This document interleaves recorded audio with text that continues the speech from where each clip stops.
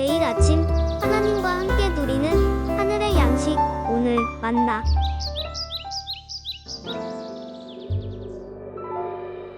그러나 너희 듣는 자에게 내가 이르노니 너희 원수를 사랑하며 너희를 미워하는 자를 선대하며 너희를 저주하는 자를 위하여 축복하며 너희를 모욕하는 자를 위하여 기도하라.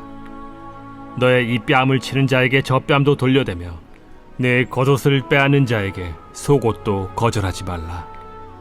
내게 구하는 자에게 주며 내 것을 가져가는 자에게 다시 달라 하지 말며 남에게 대접을 받고자 하는 대로 너희도 남을 대접하라. 너희가 만일 너희를 사랑하는 자만을 사랑하면 칭찬받을 것이 무엇이냐? 죄인들도 사랑하는 자는 사랑하느니라. 너희가 만일 선대하는 자만을 선대하면 칭찬받을 것이 무엇이냐? 죄인들도 이렇게 하느니라. 너희가 받기를 바라고 사람들에게 구워주면 칭찬받을 것이 무엇이냐? 죄인들도 그만큼 받고자 하여 죄인에게 구워주느니라. 오직 너희는 원수를 사랑하고 선대하며 아무것도 바라지 말고 구워주라.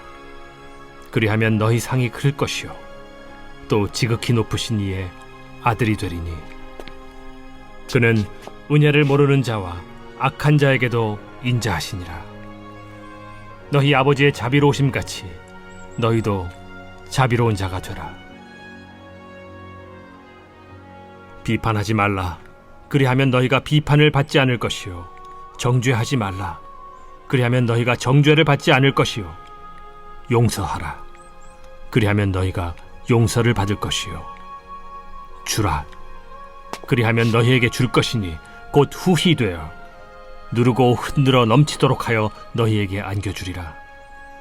너희가 헤아리는 그 헤아림으로 너희도 헤아림을 도로 받을 것이니라.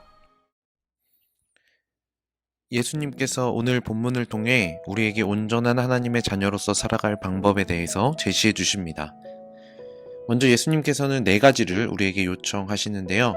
첫 번째는 원수를 사랑하라는 것이었고, 두 번째는 미워하는 사람을 선대하라는 것이었고, 세 번째는 저주하는 사람들을 축복하라는 것, 네 번째는 모욕하는 사람들을 위해서 기도하라는 것이었습니다. 예수님께서 우리에게 요청하시는 것들을 보면 정말 말도 안 되는 것들이 가득합니다. 원수를 잊고 살라면 하겠는데 그 원수를 사랑하라고 말씀하시고, 내 주변에 있는 사람들에게 선대하는 것도 어려운데 나를 미워하는 사람을 선대해야 한다라고 말씀하시며, 나를 축복하는 자를 축복하기에도 급급한데 예수님은 오히려 나를 저주하는 사람일지라도 축복해야 한다라고 말씀하시죠. 그리고 내 자신을 위해서도 기도하기 바쁘고 우리 가족, 내 주변 사람들을 위해서 기도하기도 급급한데 예수님께서는 나를 모욕하는 사람을 위해서 기도하라고 하십니다. 그뿐만이 아닙니다. 예수님은 아주 실제적인 교훈을 우리에게 주십니다.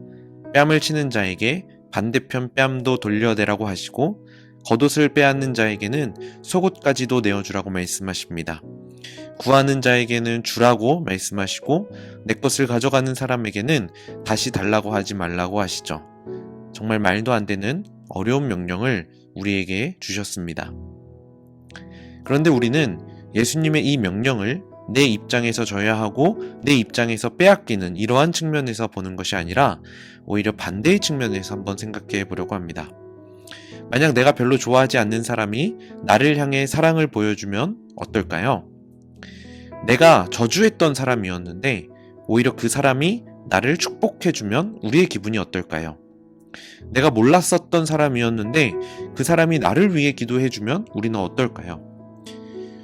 결국 우리의 모습은 이중적인 모습으로 가득하다는 것입니다. 나는 누구를 미워하고 싫어하고 저주하기도 하면서 결국 나는 모든 면에서 좋은 대우를 받고 싶어 합니다. 그것이 바로 인간인 우리의 연약한 모습이라고 할 수 있겠죠. 그래서 예수님께서는 황금률이라고도 불리는 아주 중요한 원칙을 우리에게 알려주십니다. 31절입니다. 남에게 대접을 받고자 하는 대로 너희도 남을 대접하라.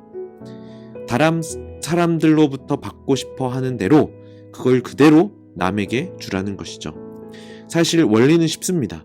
내가 원하는 만큼 하면 되는데 우리는 사실 그걸 잘 못하는 거죠.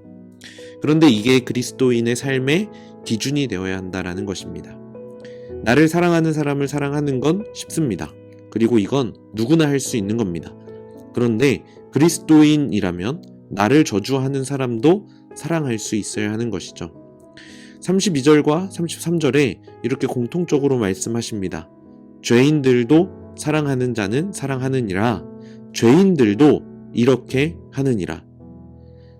세상 사람들이 하는 만큼 하는 건 그리스도인의 바람직한 모습이 아니라는 말씀이죠. 우리는 그리스도인이라면은 원수까지도 사랑할 수 있어야 하는 겁니다. 아무것도 바라지 않고 빌려주기도 하고 꾸어줄 수 있어야 하는 것이죠. 그렇다면 우리가 왜 이렇게 살아야 하고 우리가 왜 이렇게 베풀어야만 하는 것일까요? 35절에 보면 그리하면 너희 상이 클 것이요 또 지극히 높으신 이의 아들이 되리니. 결국 우리가 그렇게 베푸는 것이 하나님의 자녀로서의 모습이기 때문입니다. 하나님의 자녀는 나를 저주하는 자를 향해 오히려 축복하고 내 겉옷을 빼앗아가는 자에게까지는 속옷까지도 내어줄 수 있어야 합니다. 그리고 나를 모욕하는 자라고 할지라도 우리는 그 사람을 위해서 기도해야 하는 것이죠. 우리 오늘 하루는 세상 사람들과는 좀 다른 모습으로 살아보길 소망합니다. 내 감정대로 사람들을 바라보는 것이 아니라 그리스도의 마음으로 그 사람들 바라보고 내가 하고 싶은 대로 사람들을 대우하는 것이 아니라 그리스도의 마음으로 사람들을 향해 나아가는 것이죠. 우리가 그렇게 사람들에게 베푸는 것이 우리가 결코 소비되는 것이 아님을, 우리가 손해보는 것이 아님을 기억해야만 합니다. 38절에 보시면은 주라 그리하면 너희에게 주실 것이니 곧 후이되어 누르고 흔들어 넘치도록 하여 너희에게 안겨주리라. 너희가 헤아리는 그 헤아림으로 너희도 헤아림을 도로 받을 것이니라 라고 말씀하셨습니다. 우리가 우리의 것을 주고 소비할 때 손해보는 것 같지만 하나님께서는 우리에게 오히려 채워주십니다.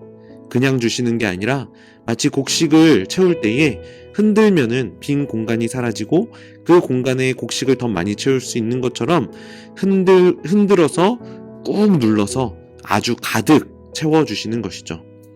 그리고 나를 저주한 사람으로 인해 힘들고 또 빼앗긴 것 같아서 힘들 때 우리를 더 크게 헤아려 주시는 하나님이 계십니다. 우리는 그것을 바라보며 세상과는 다른 참된 그리스도인으로서 살아갈 수 있게 되는 것이죠.